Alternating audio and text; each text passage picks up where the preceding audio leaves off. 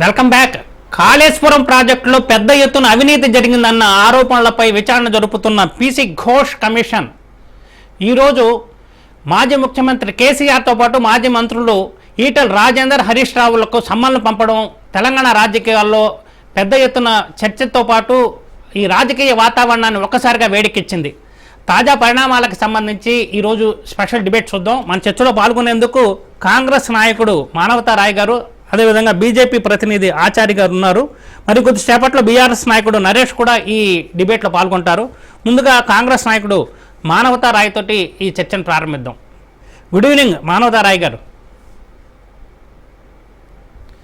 సరే, ఇప్పుడు ఈ కమిషన్ ఏదైతే మీరు పీసీ ఘోష్ కమిషన్ని నియమించారో కాళేశ్వరం ప్రాజెక్టుకు సంబంధించి ఇప్పటికే పలు దఫాలు దాన్ని ఆ టైం పూర్తయిన తర్వాత మళ్ళీ ఎక్స్టెన్షన్ చేసుకుంటూ వెళ్తున్నారు. విచారణ కమిషన్ సమయం పూర్తయిన తర్వాత కూడా మీరు దాన్ని ఎక్స్టెన్షన్ చేసుకుంటూ వెళ్తున్నారు. ఇప్పుడు తాజాగా నిన్న రేపటితోటి ముగియబోతోంది దాని గడువు. మళ్ళీ ఇంకోసారి ఆ గడువును పొడిగించారు.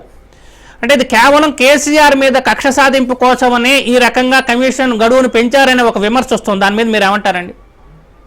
కక్ష సాధింపు చర్య అయితే ఈ కమిషన్ వేసి అత్యున్నత న్యాయమూర్తిగా పదవి విరమణ చేసి ఒక పేరు ప్రఖ్యాతులు ఉన్నటువంటి పినాకిని చంద్రఘోష్ గారిని కమిషన్ సభ్యునిగా వేసి విచారణ జరిపి 14 నెలలుగా విచారణ జరపాల్సిన అవసరం లేదు. రాష్ట్ర వ్యవస్థలోనే విచారణ సంస్థలు ఉన్నాయి. వాటి పరిధిలోనే వేసి వెంటనే వారిని చట్ట ప్రకారం శిక్షించవచ్చు. కానీ అది అట్లా పద్ధతి కాదు. ఒక సిట్టింగ్ జడ్జితోనో లేకుంటే కమిషన్ ద్వారానో ఈ విధంగా చర్యలు చేపట్టాలని చెప్పేసి ఒక ప్రముఖ దేశంలో పేరు ప్రఖ్యాతులు న్యాయమూర్తుల ద్వారా పారదర్శకంగా విచారణ జరపాలని చెప్పి, అసలు నిజాలు ప్రజలకు చెప్పాలని చెప్పి, తప్పు చేసిన వారిని కఠినంగా శిక్షించాలని చెప్పి విచారణ సంస్థలు విచారణ జరుపుతున్నాయి. జడ్జి గారి నేతృత్వంలో, పినాకిని చంద్రఘోష్ గారి నేతృత్వంలో. వారు ఇంకొంచెం 2 నెలలు గడువుగా ఉన్నారు. ఎప్పుడు కూడా ప్రభుత్వాలు గడువు పెంచమని పొడిగించమని మేము కోరలే. ఇంకా విచారణ మిగిలే ఉన్నది. ఇప్పుడు 400 పేజీల నివేదిక సిద్ధంగా ఉన్నది. ఇంకో అసలు సూత్రధారులు ఉన్నారు, వాళ్ళని విచారించాలి, నేరుగా విచారించాలని చెప్పేసి ప్రభుత్వాన్ని అడిగింది. ఈ విచారణ అనేది పలు దఫాలుగా జరిగింది. ఇప్పటి వరకు ఉన్నటువంటి అందులో చిన్న స్థాయి ఇంజనీర్ల నుంచి ఈఎన్సీల వరకు, అంటే చీఫ్ ఇంజనీర్ల వరకు, అదే విధంగా రాష్ట్ర స్థాయిలో ఉన్న అధికార యంత్రాంగం వరకు, అంటే గవర్నమెంట్ లో ప్రధాన కార్యదర్శులు ఇట్లాంటి వాళ్ళందరినీ కూడా ఆ కమిటీ ఆ కమిషన్ అనేది విచారణ జరిపింది. అఫిడవిట్ రూపంలో సాక్ష్యాధారాలు నమోదు చేసింది. వాటిని మళ్ళీ సరి చేసుకోవాలి కదా, ఇది నిజమా కాదా అని చెప్పి వాళ్ళందరూ ఏం చెప్పారు? దీని కర్త, కర్మ, క్రియ, మొత్తం రూపకర్త, పునర్నిర్మాణకర్త ఎవరయ్యా అంటే కేసీఆర్ గారు అని చెప్పి వాళ్ళంతా కూడా మొత్తం కూడా చెప్పడం జరిగింది. చెప్పిన తర్వాత అసలు వ్యక్తుల్ని అసలు కేసీఆర్ గారు అవునా కాదా అని విచారించకుండా మరి గుడ్డిగా రాసేసి నేరస్తులు చేద్దామా చెప్పండి? అది సరే చెయ్యమని చెప్పట్లేదు. నేను అంటున్నది ఏంటంటే, ముందు అందరికంటే మీరు కేసీఆర్నే పిలుస్తారని చెప్పి అందరు ఎక్స్పెక్ట్ చేశారు ఈ గడువు పూర్తయ్యే లోపలే. ఇందులో చివరి వరకు ఎందుకు దీని విషయంలో సస్పెన్స్ కొనసాగించి ఇప్పుడు గడువు పూర్తవుతున్న సందర్భంగా వాళ్ళు ఎందుకు ఈ నిర్ణయం తీసుకున్నారు అనేది ఇప్పుడు చర్చ. మీరు ముందే పిలిచేస్తుంటే గొడవ ఉండేది కాదు కదా అంటున్నారు. ప్రభుత్వ ఉద్యోగులు, అందులో ఇంజనీర్లు, చీఫ్ ఇంజనీర్లు, వాళ్ళతో విచారణ అయిపోయింది. దస్త్రాల రూపంలో సాక్ష్యాధారాలు పెట్టుకుంది. అదేవిధంగా కంపెనీ ఎవరైతే నిర్మాణం చేసిందో ఆ కంపెనీ వాళ్ళందరినీ కూడా విచారణ జరిపింది. అంతేకాకుండా రీడిజైన్, అసలు ఏంది ఆ డిజైన్, ఆ పునర్నిర్మాణానికి అసలు ఎవరు దాని ఈయన ఆలోచన చేస్తారు, డిజైన్ చేసింది ఎవరు, ఆ ప్రతినిధులందరినీ కూడా విచారణ జరిపింది. విచారణ జరిగితే చివరికి తేలిన అంశం ఏంటంటే, 3 నుంచి నడిచింది మొత్తం కూడా ఆలోచన, కర్త, కర్మ అనేది. ఒకటి మాజీ ముఖ్యమంత్రి కేసీఆర్ గారు, ఇంకొకరు హరీష్ రావు గారు, మాజీ నీటిపారుదల శాఖ మంత్రి, ఆర్థిక మంత్రి, ఇంకొక గతంలో ఆర్థిక మంత్రిగా పనిచేసినటువంటి ఈటెల రాజేందర్ గారు. కాబట్టి వీళ్ళ ముగ్గురిని అందరినీ కూడా నేరుగా విచారించినప్పుడు వీళ్ళని కూడా విచారించకుండా తీర్పు రాస్తారా చెప్పండి? అది న్యాయసమ్మతం కాదు కదా, ధర్మం కాదు కదా. కాబట్టి పినాకిని అంటే మనం అందులో కల్పించుకోము. ఆ న్యాయమూర్తి గారు పదవీ విరమణ చేసినటువంటి కమిషన్ చైర్మన్ గారు ఎవరైతే ఉన్నారో పినాకిని చంద్రఘోష్ గారు నిజం నిగ్గుర తేలాలంటే, వాస్తవాలు బయటకు రావాలంటే మరి వీళ్ళంతా కూడా చేతులు ఎత్తేసి మా తప్పు లేదు, మొత్తం గత ప్రభుత్వంలోని పాలకులైన ముఖ్యమంత్రి, మంత్రులదే అని చెప్పారు. కాబట్టి వారిని నేరుగా 5వ తారీఖు, మళ్ళీ 6వ తారీఖు, 9వ తారీఖులో రమ్మన్నారు. తప్పే ఉంది. నేరుగా మేము చెప్పిన డేట్లో రండి, మేము ఇచ్చిన తేదీల ప్రకారం రండి, లేకపోతే మీకు కుదిరిన తేదీల ప్రకారం వచ్చి మీ వాంగ్మూలం మీరు నేరుగా హాజరు కావాల్సిందే అని చెప్పారు. ఇందులో ఏం చట్ట ప్రకారమే జరుగుతుంది కదా, చట్ట ప్రకారమే జరుగుతుంది. మానవతా రాయ్ గారు, మీకు కూడా నేను అడిగిన ప్రశ్న ఏంటనేది అర్థమైంది, కానీ మీరు ప్రొలాంగ్ చేసి దాన్ని వేరే రకంగా చెప్తున్నారు. నేను అడిగింది ఏంటంటే, వాస్తవం చెప్పిన నివేదిక 400 పేజీలది నేను కరెక్టే సార్. నేను అంటున్నది కేసీఆర్ని పిలవద్దని ఎవరు అనే అభిప్రాయం చెప్పట్లేదు. కేసీఆర్ని పిలవడంలో తప్పు అని చెప్పి కూడా మేము చెప్పట్లేదు. ఏంటంటే ఇక్కడ గడువు పొడిగించిన తర్వాత కేసీఆర్ని పిలవడం కోసమనే గడువును పొడిగించారు అని ఏదైతే వస్తుందో ఒక వాదన, దాని మీద మీరు స్పందిస్తున్నారా అని చెప్పి నేను అడుగుతున్నా. అంటే ఈ గడువు అయిపోతుంది, మరి గడువు అయిపోయిన తర్వాత విచారణ జరపలేరు కదా, అది న్యాయసమ్మతం కాదు. సరే, అంటే ఇక్కడ ఇంకో విషయం ఏంటంటే, మొదటి నుంచి ఏంటంటే కేసీఆర్ టార్గెట్ చేసే ఈ విచారణ కమిషన్ ని ఏర్పాటు చేశారు అనేది అందరికి తెలిసిన విషయమే కదా. కేసీఆర్ ని టార్గెట్ కాదండి, ప్రజలు మాకు బాధ్యత అప్పచెప్పారు. ఎన్నికల ముందు కాళేశ్వరం కూలేశ్వరంగా మారి తెలంగాణ ప్రజల దుఃఖదాయంగా మారింది ఆ ప్రాజెక్టు. కాబట్టి అసలు ఈ ప్రాజెక్టు లోపానికి కారకులు ఎవరు, ఈ కూలిపోవడానికి కారకులు ఎవరు, మేము నిగ్గు చేస్తాం, అవినీతి పనులు శిక్షిస్తామని చెప్పి ప్రజల దగ్గర పోతే ప్రజలు కేసీఆర్ ప్రమేయం ఉందని మీరు అనుకుంటున్నారా లేదా? ఇప్పుడు వాళ్ళే చెప్పుకున్నారు కదా, ఈ కాళేశ్వరాన్ని రూపొందించిన అద్భుతమైనటువంటి గొప్ప ఇంజనీరు మోక్షగుండం విశ్వేశ్వరయ్య ఎవరయ్యా అంటే కల్వకుంట్ల చంద్రశేఖరరావు గారు, మాజీ ముఖ్యమంత్రులు అని చెప్పి ఆనాటి టీవీలు పత్రికలు వాళ్ళ పార్టీ కార్యకర్తలు అందరూ కూడా మొత్తం కూడా బ్రహ్మరథం పలికారు కదా.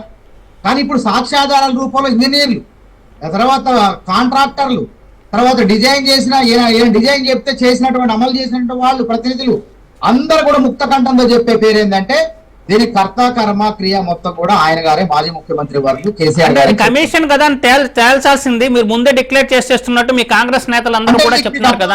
ఇప్పుడు నేను ఒక న్యాయవాది, నేను లా చేసిన కొన్ని రోజులు హైకోర్టులో ప్రాక్టీస్ చేసిన, దాని క్రాస్ ఎగ్జామినేషన్ అంటే అర్థమైంది చివరికి అందరికీ అయిపోయింది. ఇంకా మిగిలినంటే మీకోసమే నేను మిమ్మల్ని అలర్ట్ చేయడానికే నేను ఇప్పుడు ఈ ప్రశ్న అడుగుతున్నా. ఎందుకంటే ఇంతకు ముందు నేను చెప్పట్లేదు, కాకపోతే జరిగిన దానికి కారకులు ఎవరంటే వాళ్ళు చెప్పిన అఫిడవిట్లలో చెప్పింది ఏంటంటే ఆ 400 పేజీల రిపోర్ట్ లో వాళ్ళు చెప్పిన దాన్ని బట్టి మన సమాచారాన్ని బట్టి ఏంటంటే మొత్తం కూడా కేసీఆర్ గారు, ఈటెల రాజేంద్ర గారు, హరీష్ రావు గారి నేతృత్వం జరిగిందని చెప్పారు. జరిగినప్పుడు వాళ్ళందరినీ విచారణ జరిపి కమిషన్ వీళ్ళ విచారణ తప్పు అవుతుంది కదా. ఎందుకంటే ఛత్తీస్గఢ్ నుంచి ఈ పవర్ పర్చేస్ అగ్రిమెంట్ విషయంలోని, అదే విధంగా యాదాద్రి భద్రాద్రి ఈ పవర్ ప్లాంట్ విషయంలోనూ ఒక కమిషన్ మీరు ఏర్పాటు చేశారు, అవునా కదా?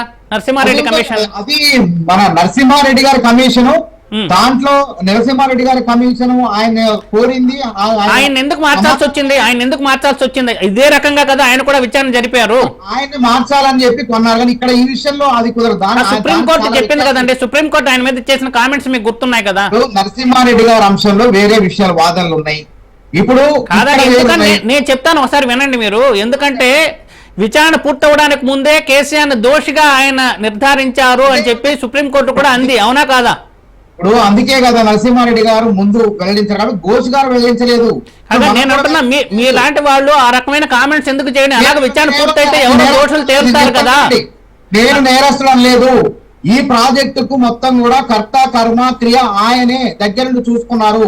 డిజైన్ల దగ్గర నుంచి, నిర్మాణం దగ్గర నుంచి, ఎక్కడ కట్టాలో ప్రాజెక్టు, ఎక్కడ నిర్మించాలో అని చెప్పేసి మొత్తం కూడా కేసీఆర్ గారు. అవును, అదే నేను అంటున్నది ఏంటంటే ఇప్పుడు మీ వాళ్ళందరూ అన్నారు కదా 1,00,000 కోట్ల అవినీతి జరిగిపోయింది అందుకనే విచారణ జరుపుతున్నారా అని అన్నారా లేదా? మీ వాళ్ళు అన్నారా లేదా? 2,000 కోట్ల ప్రాజెక్టు వల్ల నిరుపయోగం 50,000 ఎకరాలు కూడా నా ప్రశ్న కంప్లీట్ అవ్వనండి. వినండి నా ప్రశ్న వినండి సార్ ఒకసారి. మనోదరాయ్ గారు, నా ప్రశ్న ఎందుకు అడుగుతున్నానంటే, నేను ఇప్పుడు మీరు అన్నారు 1,00,000 కోట్ల అవినీతి జరిగిందని, ఇప్పుడు మీరే ఏమంటున్నారు? కర్త కర్మ క్రియ కేసీఆర్ హరీష్ రావు అంటున్నారు. కాబట్టి ముందే ఈ రకంగా లీకులు ఇస్తే ఆ విచారణ కమిషన్ కు ఉన్న శాంటిటీ పోతుంది కదా అని నేను మిమ్మల్ని అలర్ట్ చేస్తున్నానండి. ఇప్పుడు ప్రాజెక్టు నిర్మాణం అయింది, మొత్తం కూడా ఖర్చు ఎంత అయిందో కూడా ప్రభుత్వం లెక్కలు చెప్తున్నాయి అక్కడ. అవును, పోస్ట్ కంపెనీ చెప్పకపోయినా లెక్కలు చెప్తున్నాయి అక్కడ. ప్రభుత్వంలో మొత్తం ఇంజనీర్లు మొత్తం కూడా చెప్తున్నారు అక్కడ ఏందనేది. ఒక ఇంజనీర్ అయితే పాప ఆయన చేతులు ఎత్తేసి నాకు గుర్తు రావట్లేదు, మతికి రావట్లేదు. 19 కోట్ల ప్రాజెక్ట్ డిజైన్ కి 19 కోట్లు 18 కోట్లు అయిందంటే ఘోష్ గారు పావుల అనాథతో సహా లెక్కలు కడితే మొత్తం ఈ రూపకల్పనకి 630 కోట్లు అయిందని, అది ఎట్లా అయిందని అడిగారు ఆయన బిత్తరపోయిండు. కాబట్టి అనేది ఏంటంటే ఇక్కడ మనం ఇప్పుడు నేరస్తాను, మనం ఎవరిని నిందించట్లేదు. ఇప్పటికి కూడా చెప్తున్నా, వాళ్ళందరూ కూడా కర్త కర్మ క్రియ మా చేతుల్లో ఏం లేదు, మొత్తం ఆయన గారే చేశారు కాబట్టి అని చెప్పారు. కాబట్టి అవి కూడా డాక్యుమెంట్ల రూపంలో ఉన్నాయి, దస్త్రాల రూపంలో ఉన్నాయి. కాబట్టి విచారణ జరపాల్సినటువంటి బాధ్యత వారికి ఉన్నది. అందుకే గడువు కోరారు. ప్రభుత్వం మళ్ళీ 2 నెలలు గడువు ఇచ్చింది. ఎందుకు గడువు అడుగుతున్నారంటే అంటే కోర్టుకి వెళ్ళి కేసీఆర్ దాని మీద స్టే తెచ్చుకునే అవకాశం ఉంటుందా ఉండదా? అది ఇప్పుడు కేసీఆర్ గారు స్టే తెచ్చుకుంటారా లేకపోతే ఉపశమనం పొందుతారా అది మాకు సంబంధించిన అంశం కాదు. ఇప్పుడు అక్కడ ఉన్నటువంటి ఘోష్ గారు కమిషన్ గారు వారికి నోటీసులు ఇచ్చారు. దానికి ఏ విధంగా స్పందిస్తారో మనం వేచి చూడాలా. ఒక లాయర్ ద్వారా స్పందిస్తారు. ఇదే చివరి గడువు ఏదైతే పెంచుతున్నారో ఇదే లాస్ట్ అనుకోవచ్చా? ఇంకోసారి పెంచే అవకాశం ఉంటుంది? అయిపోయింది అసలు. ఆల్రెడీ 400 పేజీలు గడువు 400 పేజీలు నివేదిక ఇచ్చారు. నివేదికలో ఇచ్చి ఏం చేశారంటే మాకు 2 నెలల సమయం కావాలి. సమయం ఇస్తే అసలు వ్యక్తులు వాళ్ళు ఉన్నారు, మిగిలిపోయిన ప్రభుత్వంలోని పాలకులు ఉన్నారు, మరి వాళ్ళ నుంచి కూడా వివరాలు సేకరించాలి. అసలు ఏం జరిగింది, ఎక్కడ లోపం వచ్చింది, ఎవరు తప్పిదము, బిల్లులు ఏ విధంగా చెల్లించారు అనే అంశాలు బయటకు వస్తాయని వాళ్ళు జడ్జి గారి అభిప్రాయం కాబట్టి వాళ్ళు అడిగారు. అడిగి విచారణ మిగిలే ఉంది కాబట్టి ప్రభుత్వం కూడా 2 నెలలు పొడిగించింది. కాబట్టి ఆయన ఏ విధంగా విచారణకు హాజరవుతారని ఆయన వ్యక్తిగత అంశం. కోర్టు ద్వారా సమాధానం ఇస్తారా, లేదంటే హాజరవుతారా, లేకుంటే లేఖ రాస్తారా? గతంలో లేఖ రాశారు, మళ్ళీ ఇప్పుడు లేఖ రాస్తారా? కానీ వీళ్ళు వ్యక్తిగతంగా హాజరు కమ్మన్నారు. అప్పుడేమో నరసింహారెడ్డి కమిషన్ ఏం చెప్పింది, వారు వీళ్ళని బట్టి హాజరు కావచ్చు, లేకపోతే లేఖ ద్వారా సమాచారం ఇవ్వచ్చు అన్నారు. కానీ ఇక్కడ ఘోష్ గారు, పినాకిని చంద్ర ఘోష్ గారు ఏం చెప్పారు, వ్యక్తిగతంగా 5వ తారీఖు హాజరు కావాల్సిందే. ఒకవేళ 5వ తారీఖు కాకపోతే వారికి కుదిరిన తేదీల్లో సాధ్యమైన తొందరలో హాజరు కావచ్చు అని చెప్పి ముగ్గురికి నోటీసులు ఇచ్చింది. కాబట్టి ఇందులో మనం ఇప్పటి వరకు వారి నేరస్తుల వీరి నేరస్తులు అంటలేదు. ఇవన్నీ కూడా ఇట్లా దాకా వచ్చినాయి. ఒక పరిధి ఈ విధంగా ఉంది, కేసు యొక్క తీవ్రత ఈ విధంగా ఉంది. కాబట్టి గతంలో వాళ్ళు చెప్పుకున్నారు గొప్పలు. ఈ అద్భుతమైన 7 ఏళ్లలో కట్టాల్సిన ప్రాజెక్టుని 3 ఏళ్లలో కట్టారు. అందుకే దుఃఖదానికి ఎందుకని అంటారంటే దాదాపు 1,02,000 కోట్లు ఖర్చు పెట్టి 50,000 ఎకరాలు కూడా పండించలేదు. 18 లక్షల ఎకరాలకు హైదరాబాద్ కు తాగునీరు అని చెప్పి తీసుకొచ్చేశారు. తమిళేటి దగ్గర కడితే 36,000 కోట్లతో పూర్తయ్యే తమిళేటి దగ్గర. అట్లా కాదని చెప్పి తిప్పిపోదల పథకంగా మార్చేసి మానవతార్ నాయక్ గారు ఇప్పుడు అదే విషయాన్ని మనం బీఆర్ఎస్ నాయకుడు చాలా సేపు మీరే మాట్లాడారు, మిగిలిన వాళ్ళు కూడా మాట్లాడిన తర్వాత మళ్ళీ మీ దగ్గరకు వస్తాను.